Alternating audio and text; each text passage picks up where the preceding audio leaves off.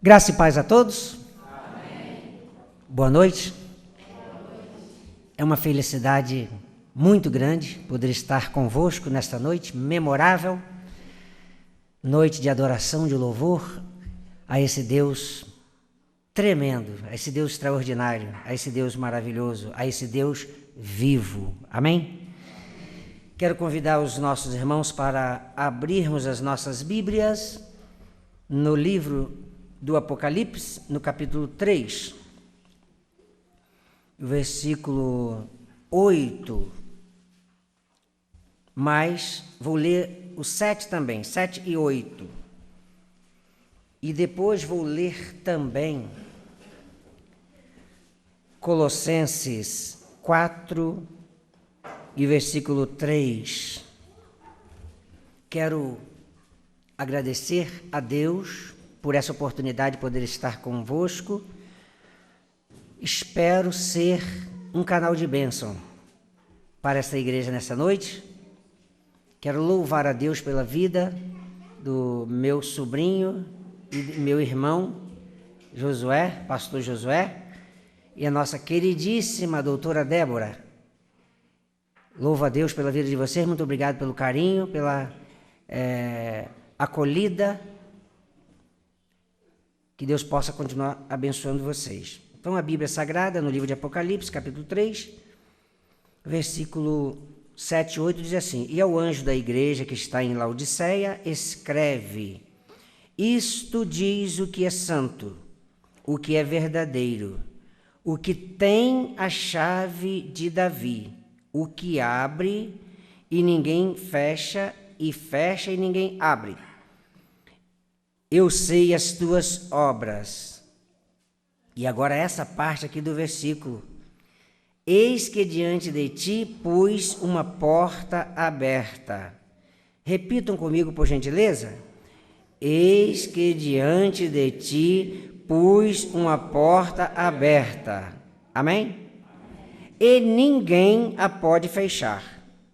Tendo pouca força, guardaste a minha palavra e não negaste o meu nome. E Colossenses 4 e 3, Colossenses 4 e 3,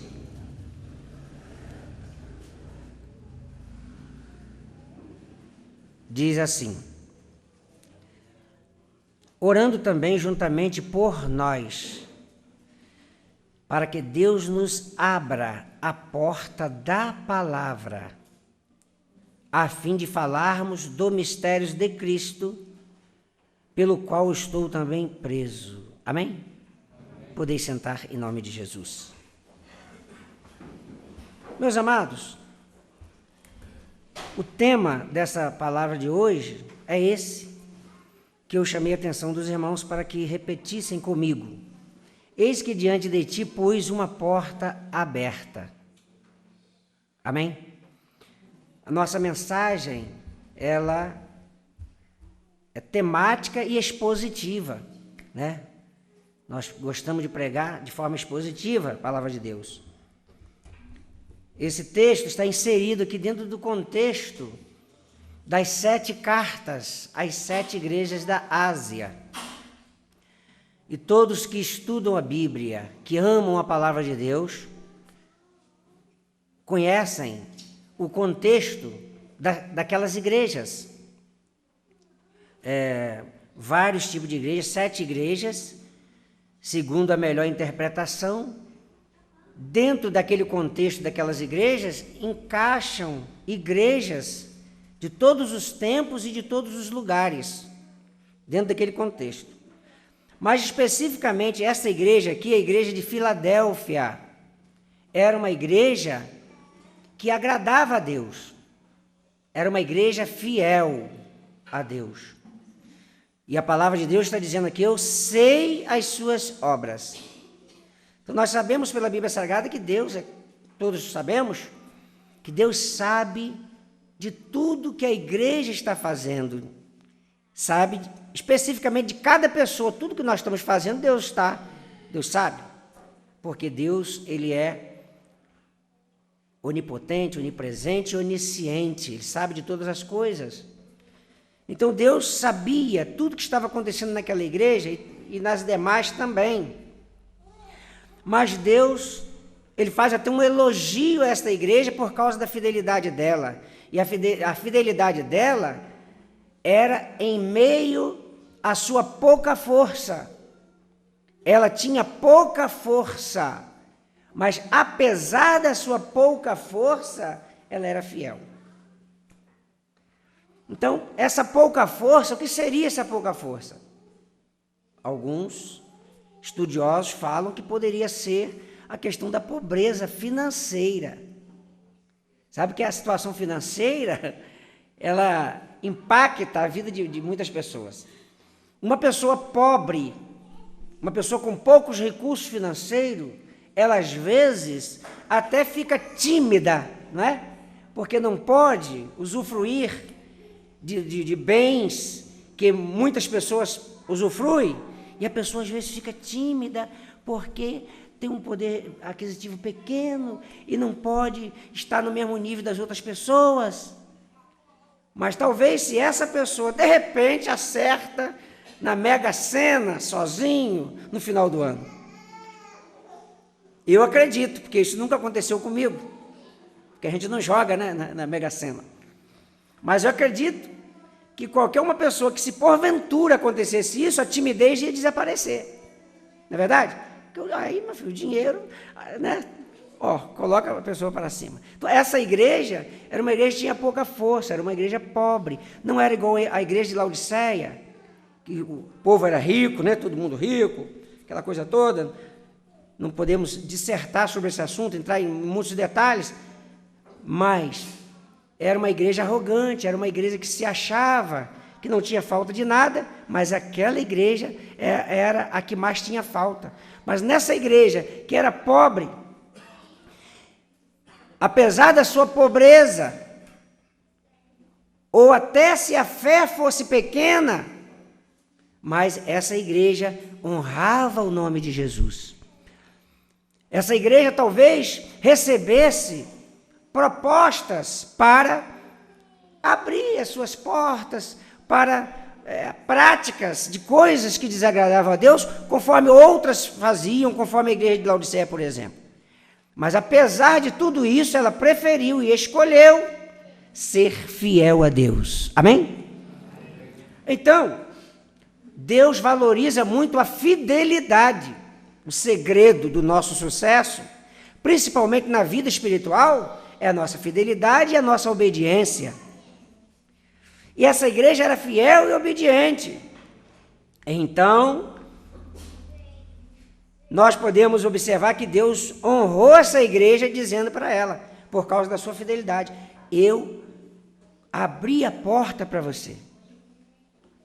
Eis que pus diante de ti uma porta e ninguém a pode fechar. Amém? Então eu quero, essa introdução da nossa breve prédica aqui nessa noite, né? Então essa igreja estava com esse privilégio por causa da sua fidelidade, porque Deus valoriza a nossa fidelidade e Ele abre as portas para quem é fiel a Ele. Amém? Muitas portas, mas eu quero enfatizar a porta da palavra, conforme a gente leu em Colossenses 4:3, a porta da palavra, por causa da fidelidade. A igreja que é fiel a Deus, Deus abre a porta da pregação da palavra para essa igreja. Porque qual é a maior missão da igreja? Ou seja, a principal missão da igreja. Qual é a missão da igreja?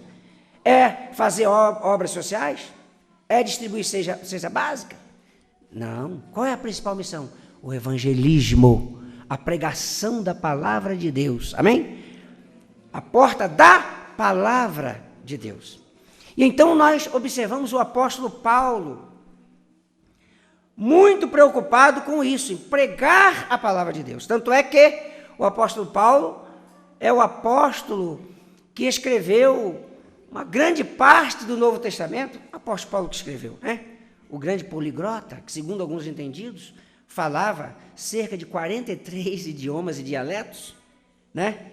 camarada que deixou alguém estupefato com as suas palavras, porque falou, se por um pouco mais ou um pouco menos, né, ele gostaria de ter convencido tal rei, né, por pouco mais você me persuadiaria com os seus discursos. Você está delirando, rapaz, né? Que a sabedoria do homem era tão grande, não é isso?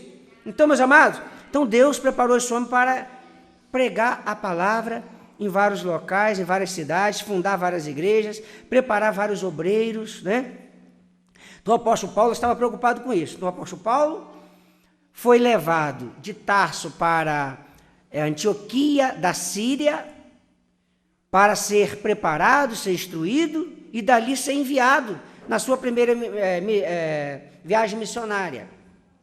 Então, a cidade de Antioquia da Síria era a cidade que foi um tipo de capital da igreja depois da morte de Estevão, aquela grande perseguição. E então muitos fugiram para Antioquia, e para esse local os apóstolos, inclusive Barnabé, um doutor da igreja, levou o apóstolo Paulo para lá, e lá ficaram bastante tempo.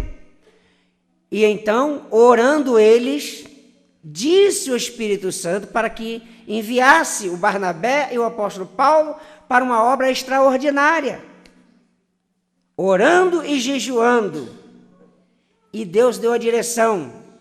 O apóstolo Paulo, então, vocacionado, partiu para a pregação do Evangelho. Partiu, passou por alguns lugares, preocupado em pregar essa palavra, porque Deus abriu a porta da palavra para ele, embora sendo ele um homem de um conhecimento muito grande, né, de uma desenvoltura muito grande no conhecimento da palavra de Deus, porque passou por uma experiência extraordinária quando foi arrebatado e levado até o terceiro céu, porque ele ensina que o evangelho que ele pregava não tinha aprendido de ninguém, aprendeu do próprio Deus, do próprio Senhor, porque ele foi arrebatado até o terceiro céu e lá viu coisas inefáveis, que nem era lícito falar aos homens. Eu imagino que talvez, se ele falasse, as pessoas não iam nem alcançar o raciocínio, não iam nem conseguir entender. Então ele falou só aquilo, que existem muitas revelações que é para a gente, que é só para a gente, não é verdade? Então, ele estava comprometido com essa visão e com essa palavra. E eu quero crer que nesse momento em que ele estava em Antioquia da Síria, a porta da pregação da palavra se abriu para ele. Mas apesar de tudo isso, ele foi um camarada humilde, porque ele, em alguns lugares do Novo Testamento, das suas epístolas, ele pede oração. Um homem da desenvoltura do apóstolo Paulo pediu oração aos irmãos da igreja, para que orasse por ele. Orem por mim, orem por nós, para que no abrir da nossa boca, né, a palavra possa fluir, a palavra possa verdadeiramente cumprir os seus devidos efeitos. Orem por nós.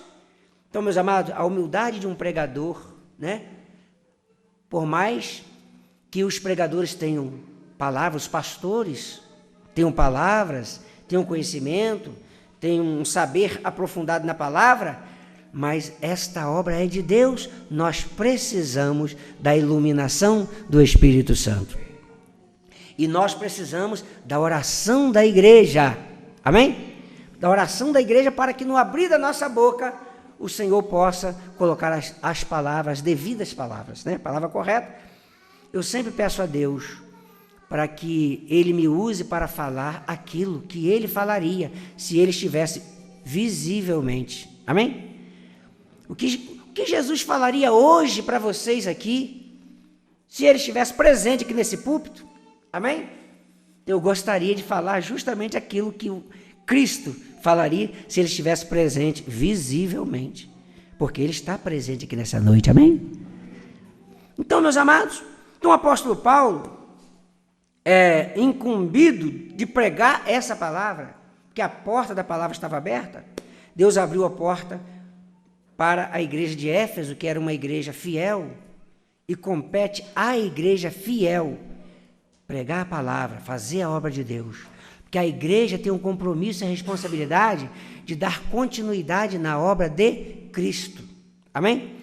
Então o apóstolo Paulo, com essa missão, ele parte, chega a Antioquia da Pisídia, uma outra Antioquia, e em chegando lá, começou a pregar a palavra de Deus, e juntamente com Barnabé, e logo começou a perseguição, porque ele pregava e Deus operava milagres e maravilhas. É claro que não, na Bíblia Sagrada não está colocando, enumerando todos os milagres, todas as maravilhas que aconteceram quando Paulo pregava, muito menos quando Cristo pregava e fazia muitos milagres, muitas maravilhas, pois a Bíblia mesmo diz que se fosse escrever tudo que Jesus fez e falou, o mundo inteiro não caberia aos livros. Mas é que se sabe, com certeza, é que os milagres estavam acontecendo. E o apóstolo Paulo chegou em Antioquia da Pisídia, como era costume deles, entrava no sábado na sinagoga para pregar a palavra. E quando chegava, realmente, as pessoas, o povo, os judeus queriam ouvi-lo, né? E então começava a pregar, mas aí a sua proeminência era muito grande, né? E acabava surgindo a inveja, o ciúme. E quando vê, surgia perseguições, e eles tiveram que sair daquela cidade, e até sacudir o pó dos seus pés, né? E então partiram para Icônio, e lá em Icônio, começaram a pregar e falar do amor de Cristo, de tal forma que muitos eram curados também, e quiseram apedrejar o apóstolo Paulo. As perseguições foram tão grandes, quiseram apedrejar o apóstolo Paulo. Então, eles fugiram novamente para a cidade de Listra. Na viagem missionária dele, ele com o intuito de divulgar, de pregar a palavra, de alcançar vidas, de alcançar almas, porque essa era a sede dele, pregar o evangelho, porque ele era um homem apaixonado pelas almas. Chegando em Listra, estava lá, fez a mesma coisa, foi para uma sinagoga, conforme era o costume deles, pregou na sinagoga, né? O primeiro dia que ele pregava era maravilhoso, já o segundo sábado já começava a complicar a situação, e então, em Icônio, tentaram apedrejá-lo, mas ele fugiu, foram embora, nada aconteceu. Mas quando chegou em Listra, os milagres eram tão grandes, inclusive a Bíblia destaca um certo homem, leso dos pés, coxo, que estava no meio da multidão, e o apóstolo Paulo pregando com aquela desenvoltura, e Deus operando milagres, e ele viu aquele homem que estava no meio da multidão, com seus olhos fitos nele, e o apóstolo Paulo, pela intuição espiritual, percebeu que aquele homem tinha fé para ser curado. Então o apóstolo Paulo bradou e disse para ele: levante sobre os seus pés e ande direito. E ele levantou-se e andou e ficou curado na presença de todos. E todos sabiam, conheciam ele, que ele desde pequeno era daquela forma. Então foi um milagre estupendo, foi algo tremendo, ao ponto das pessoas naquela cidade, e um sacerdote de uma certa denominação, religião lá, eles quiseram sacrificar a Paulo e Barnabé, chamando um de Mercúrio e o outro de Júpiter, querendo adorá-los como se fosse Deus. Não, os deuses desceram até nós e se fizeram homens aqui no nosso meio e quiseram sacrificar a eles, mas eles não aceitaram, rasgaram as suas vestes e foram para meio da multidão dizendo: não faça tal, nós não somos deuses, nós não somos Deus. Por que vocês estão fazendo essas coisas? Nós estamos aqui justamente pregando contra estas coisas, né? E falou a respeito do Deus Todo-Poderoso, do Deus que fazia maravilhas, do Deus que por um tempo deixou que todos andassem da sua própria maneira, mas que agora Deus estava operando milagres através de Jesus, que agora Deus queria salvar, queria transformar, queria fazer coisas tremendas, e começou a explicar para aquelas pessoas. Então muitos creram, que aonde os apóstolos chegavam, muitos criam, conforme nos dias de hoje também, aonde o evangelho chega, há milagres e maravilhas, aonde o evangelho cristocêntrico e genuíno chega, há transformação de vidas, há salvação de almas, muda o quadro da cidade. Se uma cidade não tem o evangelho de Cristo, e de repente chega algum servo de Deus, autêntico, verdadeiro, pregando a palavra com veemência, sem nenhuma timidez, sem vergonha nenhuma, né? Porque muitas pessoas às vezes ficam, né? Mas se a pessoa chegar pregando com veemência, com autenticidade, cheio da graça, cheio do poder, Deus começa a transformar e mudar, até a cidade muda, porque aonde chega a palavra de Deus, há uma mudança radical naquela cidade, porque o evangelho tem o poder de mudar e de transformar as pessoas, amém? E aí é claro que isso incomoda o inferno, e o inferno se levanta contra quem está verdadeiramente fazendo a obra de Deus, com seriedade, com autenticidade. E o apóstolo Paulo e Barnabé fazendo isso, né? O inferno se levantou. E ele realmente foi apedrejado e dado como morto. E foi até tirado de dentro da cidade. Mas ao ser tirado da cidade, a Bíblia diz que os discípulos o rodearam e certamente oraram. Certamente oraram e clamaram a Deus. Pode ser que eles tenham feito a seguinte oração: ó Deus, aqui está o teu servo, que está pregando a tua palavra, olha só o que aconteceu, meu Pai. Nós queremos pedir ao Senhor agora em nome de Jesus que ressuscite o teu servo, amém? E diz a Bíblia que ele se levantou, amém? Ele se levantou e entrou na cidade, amém? E então fugiu para Derbe, e lá em Derbe também, pregação da palavra, a porta da palavra estava aberta, amém, irmãos? É interessante que a porta da palavra esteja aberta para mim, que eu possa realmente ter acesso a essa palavra, para eu pregar livremente, que nada venha impedir eu de abrir a minha boca e de pregar a palavra de Deus. Então, fazendo isso, naquela cidade também, muita coisa maravilhosa aconteceu, e diz a Bíblia Sagrada que ele voltou. Essa história está escrita em Atos dos Apóstolos, a partir do capítulo 14, está ali discorrendo sobre tudo isso que eu estou falando, amém?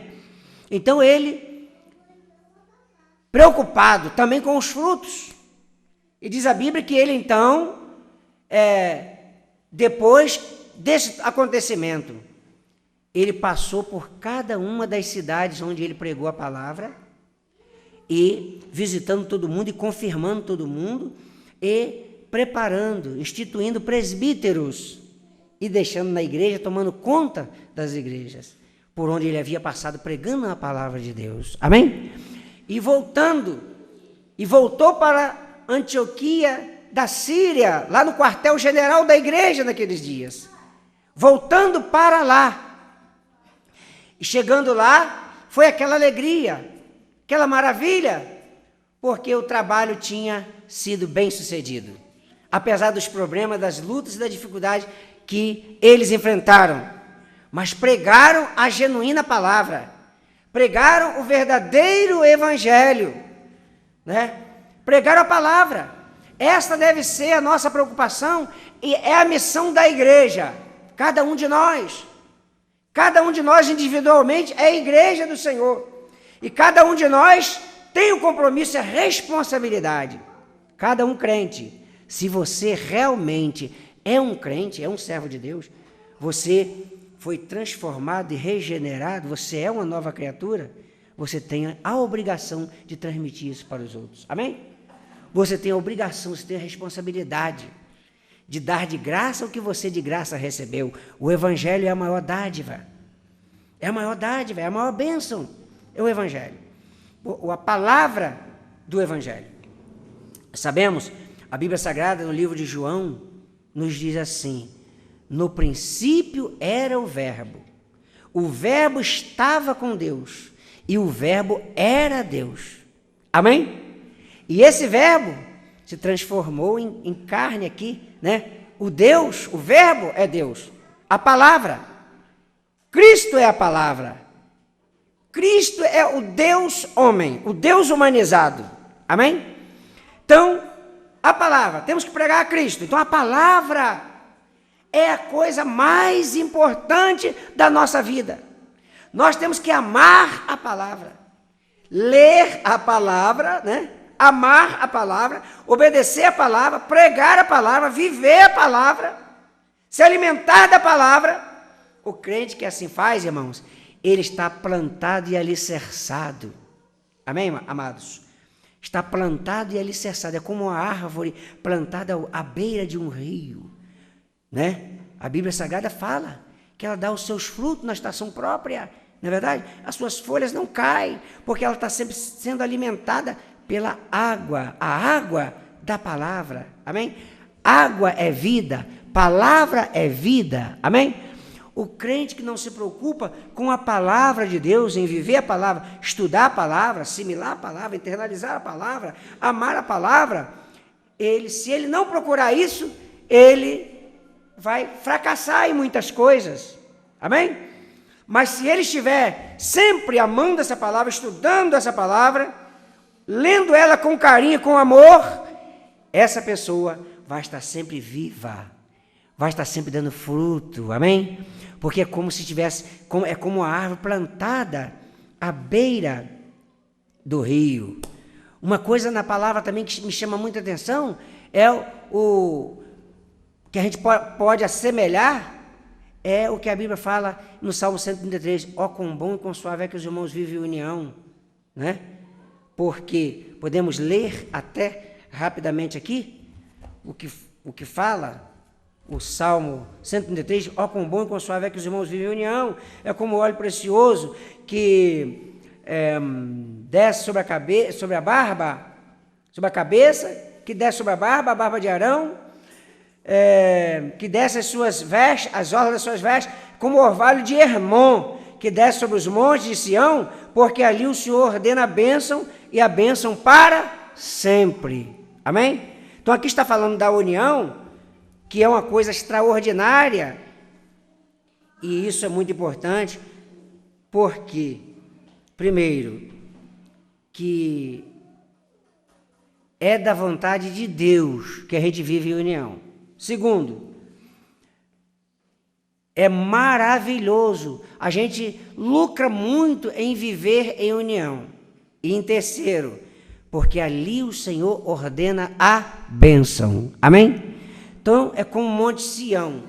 O Monte Sião é um monte, né, alto, forte. Passei por lá, numa viagem que eu fiz para Israel. Então, lugares extraordinários. Então, é um monte firme, seguro, que está lá. Então, eu quero comparar isso também a quem é alicerçado na palavra. Não é verdade? Quem come e vive a palavra, quem se preocupa com a palavra. Então, a pessoa que assim com certeza, vai ser um crente inabalável. Nada vai tirar você da presença de Deus. Então, eu quero concluir nessa noite essa rápida palavra, dizendo para os irmãos, assim como lá no livro de Apocalipse, a igreja de Éfeso, né, o Senhor diz que abriu uma porta e ninguém podia fechar. Nós poderíamos citar aqui nessa noite muitas portas que Deus poderia abrir, muitas outras portas, né? Com essa chave maravilhosa. Para você abrir uma porta tem que ter uma chave, né? Uma chave para você abrir. E a chave é o poder de Cristo nas nossas vidas, né? Então a porta, às vezes, da união da igreja, né? A porta da comunhão com os irmãos, né? E principalmente a porta da evangelização e da pregação para a expansão do reino de Deus. Então Deus quer abrir a porta para você, para mim. Ele quer que a porta esteja sempre aberta para nós, porque nós somos o povo de Deus e nós podemos receber essa dádiva extraordinária de ser um embaixador, de ser um evangelizador, de ser um ganhador de almas, porque isso vai fazer com que a gente chegue no céu e receba galardões e galardões. Amém? Que Deus possa estar abençoando essa igreja e que o Espírito de Deus possa continuar abrindo portas para nós e que Deus abençoe a todos e muito obrigado. Amém.